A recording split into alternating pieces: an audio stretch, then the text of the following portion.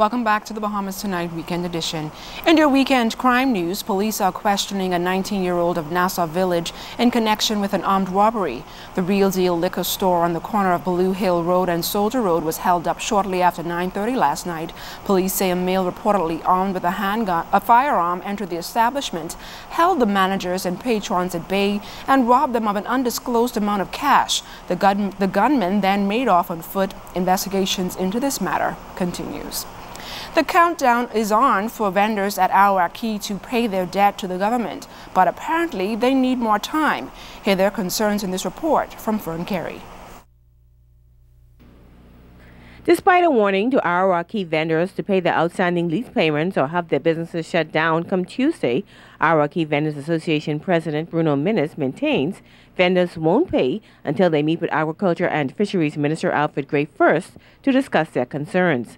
Minister Gray met with Arawak Key and Portisky vendors some 2 weeks ago. However, Minnis claims the vendors should have had a separate meeting as their concerns are different from those on Portisky.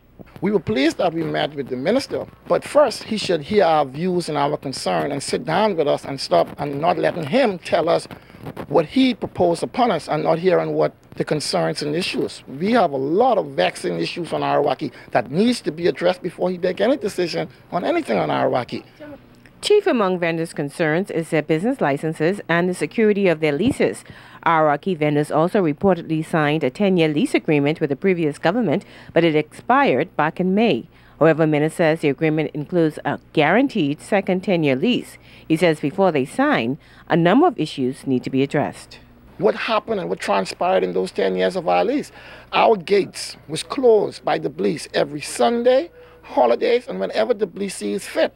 So our business was stagnant, even to make money, because we was blocked off from the general public. We have a park over here that was built to support the vendors. They have functions over there every weekend. How could you lease or rent someone a business and you have direct competition on them? Arawak Key and Portisky vendors reportedly owe $500,000 in outstanding lease payments. 5 of Arawak Key vendors have cleared their debt to date.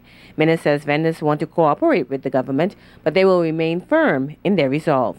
We're not going to close our business under no circumstances until the minister sit down or the government sit down and resolve this situation. The situation is so small.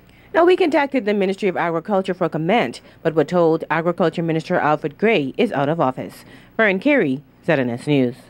Meantime, the Minister of Agriculture and Marine Resources, V. Alfred Gray, says he is determined to ensure that vendors meet their commitment.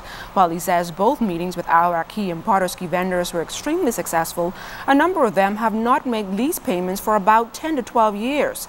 Mr. Gray is blaming the former government for not enforcing the policies. He feels the lack of commitment from vendors cannot and will not be allowed to continue. Out of that meeting came several decisions. Not the least amongst which is the fact that they have agreed to pay up their arrears.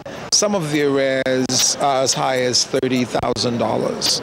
And going forward, we expect them to pay, as we have agreed, the Arawak Key vendors would pay $200 on their arrears monthly and keep their license fees current. The fruit vendors at Portisky would pay $100 because they are smaller. Don't go anywhere. Sports is next with Julian Gibson.